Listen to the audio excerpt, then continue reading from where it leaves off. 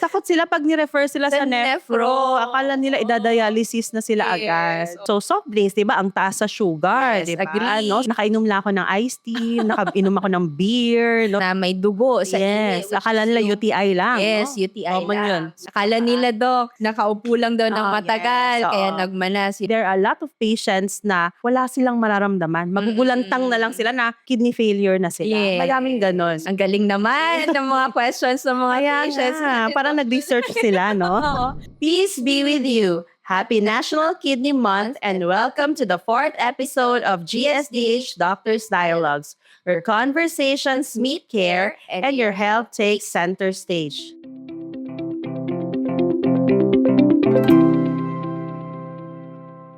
For today's episode of Unfiltered, Kidney Month Talks with the Nephros, we open a safe and informative space to talk about one of the body's most vital organs, the kidneys. I am Dr. Siti Julaiha Sweeb Salvilla, And I am Dr. Lucille Carmela Abrasha, both nephrologists at General Santos Doctors Hospital. Together, we are here to guide you through today's conversation, sharing expert insights on prevention, early warning signs, and the latest treatment options available. So we have questions from our patients for this kidney month, Doc Carmela. So the first question, Doc, ano po ba ang primary na trabaho ng kidney sa ating katawan? So, ang primary na trabaho po ng kidney sa katawan natin, para siyang natural filter ng buong katawan natin, no? Siya yung tagasala ng ating dugo. Tumutulong din siya sa pag-control ng blood pressure, sa pag-balance ng mga electrolytes, no? Yung pinakasikat na electrolytes, Doc July, is sodium, Potassium, potassium, calcium, kasama din yung calcium, magnesium, phosphorus, no? Kasama na din sa trabaho ng kidney yung pagre-regulate ng uric acid natin. Lahat po ito, sinasala niya para ilabas yung mga sobra sa katawan natin papunta po sa ihi natin. Tumutulong din siya sa pag-produce ng erythropoietin na hormone po sa katawan natin. Tulong din po yun para mapaganda yung level ng hemoglobin or mga pulang dugo natin sa katawan. Well, ang kidneys, isa din sa trabaho niya is yung balansehin yung asido ng ating Yes. katawan. Meron siyang kinikreate na bicarbonate or paminsan naman, pwede niya ring i-recycle yung bicarbonate na nasa katawan na rin natin, no? At maliban dyan, isa din niyang trabaho is balansehin yung tubig sa ating katawan, no? Yes. So, kung maayos po yung kidneys natin, kaya niyang ma-sense, no? Kung kulang ba or sobra yung tubig sa katawan, so pwede niyang i-recycle or itapon yung tubig depende sa kung ano ang kailangan ng katawan natin. Correct. May next question tayo, Doc July. Totoo bang kulang sa tubig ang isa sa dahilan ng kidney problems? Well, maiba-iba kasi tayong kidney problems, di ba, Doc Carmela? Yes. No? So, meron tayong acute kidney injury at saka meron din tayong chronic kidney disease. Merong sakit na kulang sa tubig. Yung mga acute kidney injury na dahil sa dehydration, no? Kunwari, yung mga pasyenteng nagkaroon ng severe diarrhea, no? At na-dehydrate sila. Or yung mga pasyenteng, kunwari, nagkaroon sila ng severe burns at pwedeng mag-evaporate from their Yes. skin yung tubig sa katawan. Or yung mga pasyenteng, na-trap sa desierto, mga ganun, no? So, wala silang access sa Yes. water. So, dehydration, kumbaga, kulang sa tubig. Pwede po silang mag-acute kidney injury. Pero hindi po yun permanente, no? So, it's a temporary condition na pwedeng ma-reverse as long as maagapan agad yung sakit. Yes. Yes. Perfect. Nakakasira ba talaga ng kidneys ang soft drinks, instant noodles, at maalat na pagkain? Very common itong tinatanong sa Yes, atin ng mga ng mga pasyente. patients Yeah, natin, Doc totoo. July. So, nakakasira kung sobra, okay? Lalo na ngayon, malaking factor yung lifestyle na problem sa pag-contribute po doon sa pagkasira ng kidneys natin. Remember, diabetes and hypertension po yung mga pinaka-common ng mga sakit na pinanggagalingan po ng kidney disease. So, yung diabetes and hypertension, lahat po ito, pag sobra-sobra po yung kinakain natin at hindi po balanse yung activities natin sa buong araw or sa ating mga daily na mga mga routines, mangyayari po is hindi po siya makokontrol ng maayos. So, kung tatanungin niyo po, Doc, soft drinks, instant noodles, at maalat na pagkain, hindi naman po siya masama kapag kontrolado. Agree ba, Doc Jelay? Yes, Opo. no? So, hindi naman yung directly si instant noodles at saka si soft drinks, sisirain niya agad yung Yes. kidneys mo. Pero kung parating yung ginagawa yon at marami yung intake ninyo, so soft drinks, di ba, ang taas sa sugar, Yes, di ba? agree. No? So, and ang most common cause ng ating chronic kidney diseases, di ba? Diabetes, no? So, kahit na although yung karamihan ng diabetics genetic, but you can acquire it pag hindi maganda yung lifestyle in terms of Yes. food choices, no? Opo. Yeah, and then yung maalat naman, Sa high blood, Yes, no? So, oo. grabe yung contribution niya sa pagiging uncontrolled ng blood pressure natin. yeah. Tapos, kung alam niyo po sa pamilya ninyo na meron kayong strong history or family history ng diabetes, hypertension, dapat wag na natin antayin na mangyari or makita natin yung mga simptomas ng mga sakit na yon. Dapat early on pa lang, maayos na po yung lifestyle natin. Para hindi na tayo hahantong sa pagkakaroon po ng mga ganoong sakit. Yes, Tama, correct. July. Yeah. Opo. Next question. Paano ko malalaman kung may problema na ang kidneys ko kahit wala akong nararamdaman? Oh, okay. Sa mga young population, no, so pwede silang magkaroon ng yung foamy urine, no, Yes. yung bumubula-bula na parang may sabon yung ihi. So that's abnormal. Kasi pag nagbabubbles po yung ating urine, no, ibig sabihin pwedeng lumalabas na yung protina sa ating kidneys, no? So dapat kasi yung kidneys natin may kakayahang i-recycle yon or ibabalik sa katawan natin or sa blood Yes. natin yung proteins, no? Pero kung may problema na po yung pagsala ng ating kidneys, so pwedeng lumusot po yon sa ating ihi at magpe-present po yon as bubbly Bubbly urine. urine, no? So pwedeng common yon sa mga younger population, Yes. common din sa mga diabetic, di ba, Yes, Dok? oo. No? And then another pwedeng symptom din yung pag-change ng color ng ihi. Yan, no? So paminsan, no, in some patients, not all po pwede pong lumabas din yung dugo sa ihi. So, pwedeng gross or mukhang red talaga, no? Or parang bloody. But pwede rin po siyang pinkish, pwede siyang tea color. Or parang iced tea. Yes, or pwedeng cola color, no? So, Yes. pwede pa rin po yung palatandaan na naglalabas na po tayo ng dugo sa ating ihi, which is not normal also, no? Yes. Kasi dapat hindi rin yan nakakalusot sa mga ugat ng kidneys. di ba? Tama. Meron din, Doc July, common din sa mga patients natin na nakikita natin sa outpatient, yung nire-refer ng mga companies Yes. na proteinuria na Oh, pala, yes. na konti lang. Oo. No? Tapos meron din silang nakikita na persistent na may dugo sa ihi, Yes. which Akala is nila yung- UTI lang. Yes, no? UTI Common lang. yun.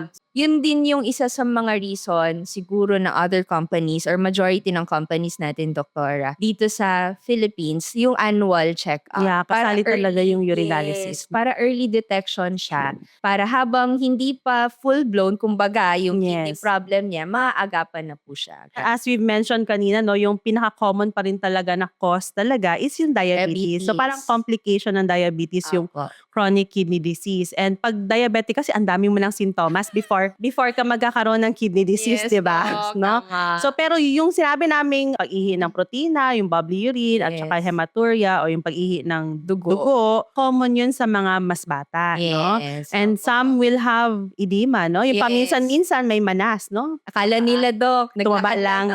or nakaupo lang daw ng Oo, matagal, yes, kaya oo. nagmanas. Yun yung Oo. mga subtle mga Yeah, changes but na kailangan not all, no? bantayan. Not all edema dahil sa kidneys din. Yes. So, kaya kailangan pa check up. Yes.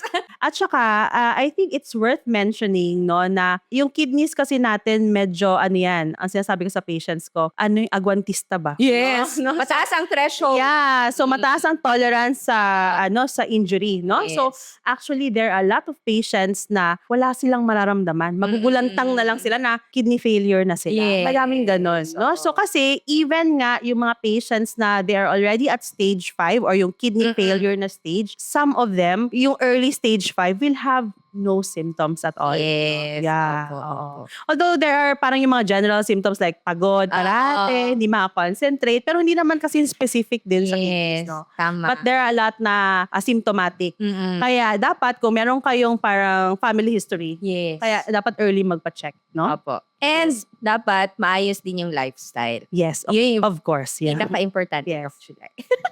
Okay. Doc, bakit mataas ang risk ng mga may diabetes at high blood sa kidney disease? Okay. Yun yung na-mention namin kanina na itong dalawang sakit na to, sila po yung pinaka-common ng mga risk factors or causes ng chronic kidney disease or kidney failure Yeah. po sa atin. Hindi lang po sa Pilipinas, pero worldwide din po, Doc July. Correct. Tama, no? Yes. Tapos, bakit mataas ang risk? Okay, number 1, sa diabetes, meron po tayong tinatawag doon na vascular problems or vascular complications. Actually, doon po nauuna yung umpisa ng pagka-damage po ng kidneys, no? Lalo na doon po sa mga maliliit na ugat po natin or mga capillaries po natin sa kidneys. Isa po yun sa unang natatamaan or sa mga grabing natatamaan po ng diabetes. Kaya tulad po ng binanggit ni Doc July kanina, yung proteinuria, Yes, very common. po for diabetic patients. Mm. Minsan yun yung una pa namin nakikita, Doc July, kaysa sa Yes. pagtaas ng creatinine. Yes, Tama po ba? oo. So yun po yung unang sign minsan na nadadamage na po yung kidneys ng patient na may diabetes. Oh, actually, meron pa. Before the proteinuria, pwede rin, di ba, mababa muna yung creatinine, no? So, ibig tama. sabihin, kasi yung creatinine, para siyang palatandaan na nag-filter yung kidneys mo, di ba? Tama. So, dapat, kung normal yung function niya, dapat normal siya sa blood dahil nailalabas siya sa ihi, no? Apo. But, pag sobra-sobra naman yung trabaho, kasi ganun na nangyayari sa diabetics, di ba? Apo, Yung parang ang bilis-bilis o hyperfiltration, yung Apo. unang nangyayari. So, ang unang nangyayari sa kanila before lumabas yung protina is bumababa ang creatinine. below normal Apo. yung kanilang creatinine. So, that's already a warning sign, right? Yes. Oh, huwag tayong masaya pag nakita natin. Ay, Sobrang baba. baba. Ay, sobrang baba na Normal. creatinine. Okay.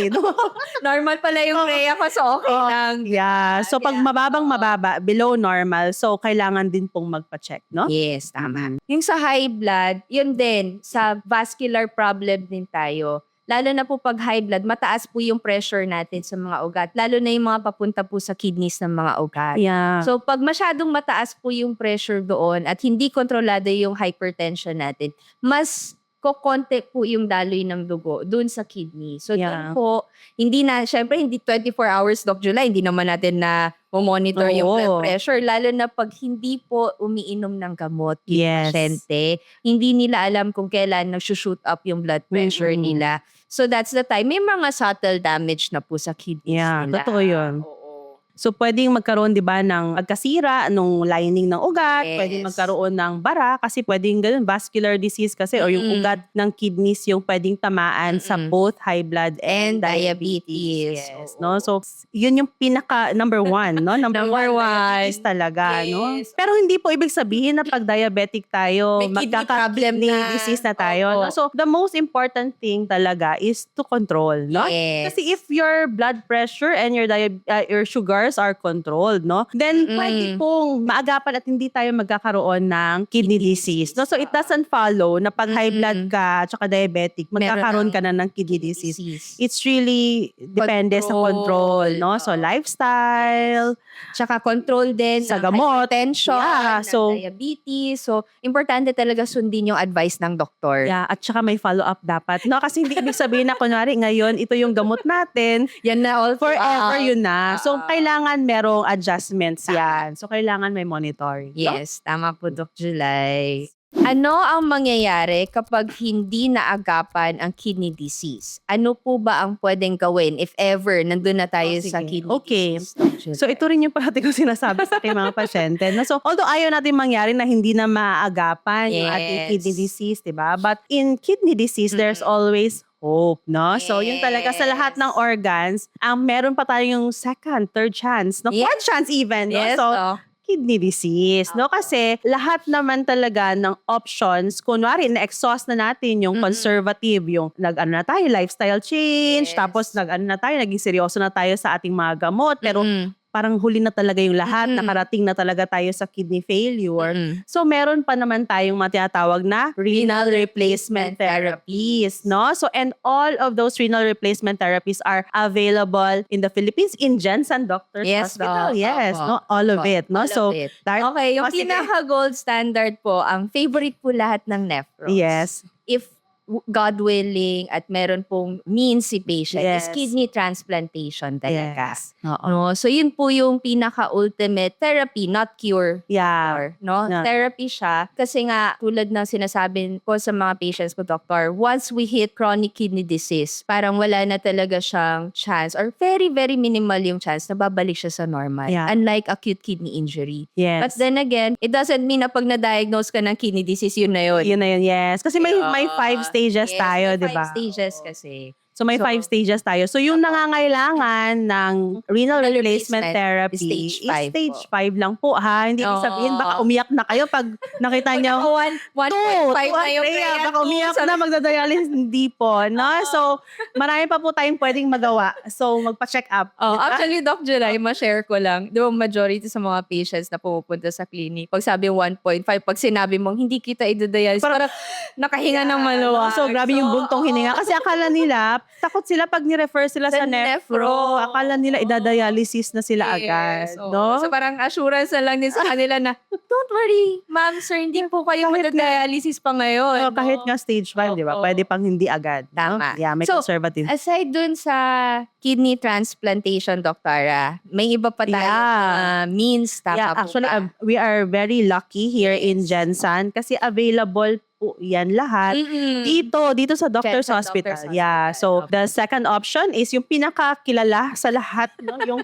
hemodialysis, sikat na sikat Oo. dahil libre siya sa PhilHealth, no? 100%, no? Yes, Whole tama year round po. since 2024. Yes, no? So, Doc. hemodialysis. So, sa hemodialysis, so hemo is blood, right? No? So, sinasala, di ba normally yung kidneys natin, sinasala yung ating dugo, no? Mm-mm. So, ang ginagawa lang, parang technically sa hemodialysis is merong machine na Apo. magsisilbi as kidneys. Yes. No? So, yung dugo po natin, idadaan natin sa machine, meron pong artificial kidney doon na tinatawag na dialyzer at sasalain niya yung dugo natin at yung malinis na dugo, ibabalik po sa inyo. So, technically, yun Yes. lang yung parang principle ng hemodialysis. Mm-mm. Nasa labas lang, i-detour External, lang. Yeah, apo. i-detour lang yung dugo ninyo sa external na kidney at Apo. lilinisin. So, available yan dito. We have how many machines ka? 22. Yeah, 22 machines. Yeah. And soon, And four shifts yeah, running, right? 4 Up to shifts Sunday. po. No? Yes. Tapos wala na Lord. talagang reason ang mga patients, Doc July, na hindi mag-submit for hemodialysis. Yeah, because Kasi it's free. free na po Yeah. siya ng PhilHealth. Unlike before, even yung mga injection na ipo. Oh, yes, it's free sa Oo. dialysis Yes, patients, sa no? dialysis And even patients. monthly labs. Opo.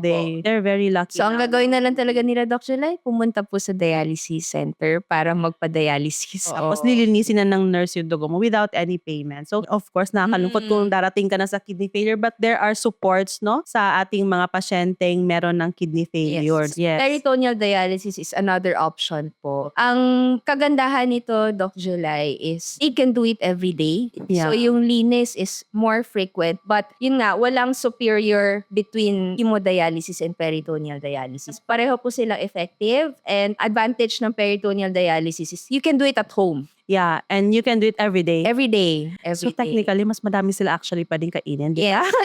Mas masarap ang kain nila. Peritoneal Mas- dialysis, yeah. Kasi Yes. araw-araw yung linis, Oo. no? Mas lesser lang ng konti ang food restriction. Yes. So, yun. Yun yung kaibahan nila ng hemodialysis at saka peritoneal Tsaka mas matagal din mawala yung capacity Ihi. to urinate. Opo, Yes. opo. Oo. Pero syempre, yung ano natin sa peritoneal dialysis, meron po tayong organ sa tiyan natin na tinatawag na peritoneum. Para siyang Tiyan. balot ng Parang mga lining sa internal tiyan. organs natin, no? And pwede po natin siyang i-manipulate to act like a salaan, no? O parang kidneys na magsasala. Pero hindi po lahat ng trabaho ng kidneys kaya niyang Kaya gawin. So, ang ginagawa doon, naglalagay tayo ng catheter sa tiyan, no? Tapos may pinapapasok tayo na fluid, Fluids. no? Fluid. Yung fluid, para din siyang tubig lang, di ba? Clear fluid lang. Yes. Tapos, pag nasa loob na ng tiyan natin yung fluid, Sustain natin hahatakin siya. niya. Oo. Iiwan mo yung tubig doon, hahatakin niya yung mga dumi at saka yung excess water. At after several hours, i-drain mo yon. So, parang hinuhugasan mo lang yung tiyan yan, in effect, nililinis mo na yung blood mo. Amazing, di ba? No? Yes. Meron pa tayong Opo. isang organ sa katawan na pwedeng gamitin as parang kidneys. But not Kidneys. 100%, just like the kidneys. Para siyang tulong. Yes. Oo, tulong sa paglinis. So, available yun dito. Since Yes. last year, I'm so Opo. happy, no? Sa PhilHealth PhilHealth coverage covered is- na rin, Opo, no? Since last year here in So yun Jensen din po, Doctors. may malaking factor yung tulong po ng PhilHealth. Yeah. to give- Yeah. to give Para hindi our sila patients- mahirapang makontinue. Unlike before, no, na mag-shell out talaga yung pasyente Yes, for their treatment. Mm-mm. Ngayon kasi covered na po siya, Mm-mm. no? So, somehow, lucky pa din, no? Maswerte So, pa din. ganoon naman sa kidney disease, marami tayong pwedeng i-offer na bright side sa Yes. patients natin. Tama. Yeah. We're on to the last question. Upang maiwasan ang kidney diseases, ano po ba ang mga dapat gawin? O, ito na yung favorite ngayong Kidney Month. Ito talaga yung pinopromote ng mga nephrologists, no? Yes. So, yung 8 golden rules. 8 golden rules of kidney natin. health. Oh, sige. Number 1 talaga dyan is lifestyle talaga. Yes. Lifestyle, dun tayo sa healthy lifestyle. Kasi mas maganda mag-umpisa tayo sa healthy Yeah. before tayo pumunta sa prevention. modification. Yeah. Diba? Opo. For prevention, mas maganda talaga unahin natin yung healthy lifestyle. Yeah. po. Tama. Yeah. So, yung sa exercise, no? Tapos sa diet. Sa diet. Tapos- So, ano bang diet dapat, di ba? Dapat adequate salt intake, adequate protein intake. Depende po yun sa Level. ng kidney disease or Yeah. kung hindi pa nangyayari yung kidney problem natin, base po sa weight at saka kailangan po ng katawan ninyo in a day-to-day basis po. Yeah. Yung water intake naman, kailangan adequate din. Yeah, depende din sa kung anong stage ka na or kung wala ka Opo. pang sakit, no? Yes, dapat Oo. adequate intake kasi nga tulad ng sinabi kanina po ni Dr. July, merong isang kidney problem, yung acute kidney injury na pwedeng mangyayari sa'yo pag inadequate po yung Water Water intake. intake Yes. Oo. okay. No, other 8 golden rules, 'di ba, yung bawal pong manigarilyo, Yes. no? Yung ano pa? Pag-iinom ng alak. Yes, pag-inom ng alak, no? Yung over the counter. So hinay-hinay tayo sa pag-take ng over the counter pain medications, no? Kasi majority but not all, 'di ba, ng mga pain medications sa kidneys dumadaan, Yes. no? Meron din tayong mga kidney disease patients na ang rason ng pagkasira ng kidneys is yung chronic na NSAID. yes, chronic intake ng mga pain reliever. So, Oo. dapat magpa-check up na lang po talaga para alam natin kung safe ba yung gamot or not. Kasi pinipili po yung gamot, depende kung ano yung bagay sa isang pasyente, Mm-mm. no? Basta ang advice namin sa inyo, if in doubt po kayo, you always Magpa-check have up, to ask yes. your doctor kung ano yung safe na inumin at bibilhin for your body. Para hindi masayang yung pera po ninyo. Tama. Sayang yung pera, di ba? Crisis ngayon. Mahal ng gas, no? Kaya nga. Tapos yung sa sugar, no? So, Dapat control. yeah. Dapat yung So, sugar. since nga, di ba, we know na, ulit-ulit na mention na yung number 1 cause ng chronic kidney disease is really diabetes, no? Yes. So, number 1, if you have the risk factors, kung may family history, no? So, you really have to have your self-check, no? Earlier Yes. than most, no? So, siguro 30 plus, no? 30 plus years old, you have to have your FBS, HbA1c taken, no? Apo. To see kung meron bang problem, Yes, no? apo. Kung mataas na ba. And you don't stop from one checking lang, no? So, dapat Pag nakita kasing normal daw, okay na. no? So, Oo. hindi dapat siguro kahit yearly man lang, Apo. no? Especially if you have strong family history, no? Coupled with lifestyle, of course. Oh, and kung alam mo din na before, hindi maganda yung lifestyle natin, kailangan frequent na yung pagpa-follow up po nila. Yes, oo. So, yung sugar. And hypertension. Yeah, the blood pressure, no? Kailangan control din siya. Ano So, bang normal? dapat ang normal po for depende yun pag may proteinuria tsaka none eh. Pag diabetes tayo, pwede na tayong 130 over 90 and below. Pero mas maganda sana kung we can maintain it to a normal blood pressure ng 120 over 80. Yes, agree, no? Wag lang masyadong mababa din ng blood pressure kasi ayaw din namin yung Yeah, masyado na mawawala blood ng dugo yung pressure. kidney. Opo.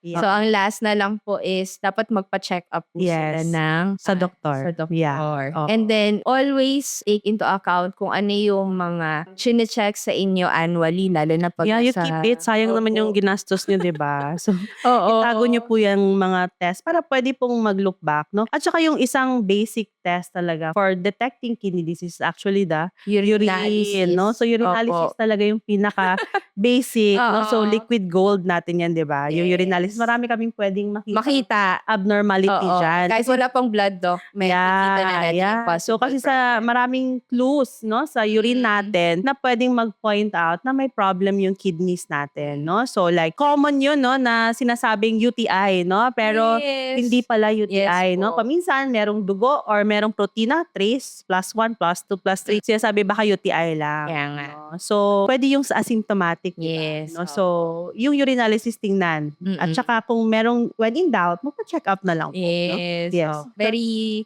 complex ang function ng kidney. Yeah, ang daming trabaho ng kidneys. But pwedeng may magtutulong sa'yo pag nagkataon, no? Opo. So there's always hope. But Meron for talagang Kidney pag-asa. Month, it's prevention, no? Prevention talaga. Kaya Yung paulit-ulit po namin sinasabi ni Doc July. Yung lifestyle. Lifestyle talaga. Yeah. Kasi yun po yung punot dulo sa lahat. Unless po may genetic Yeah. problem na. Kung hereditary na or namamana na yung cause ng kidney Kidney disease disease. po ninyo. Okay, so I think tapos na tayo, no? Yes, so that's I think it, no? na-cover naman natin, Doc July. Yeah, okay. Sige. So, once again, I am Dr. Lucille Carmela Abracia, an adult nephrologist. And I am Dr. Siti Julaiha Sweeb Selvilla, an adult nephrologist. Happy National Kidney Month!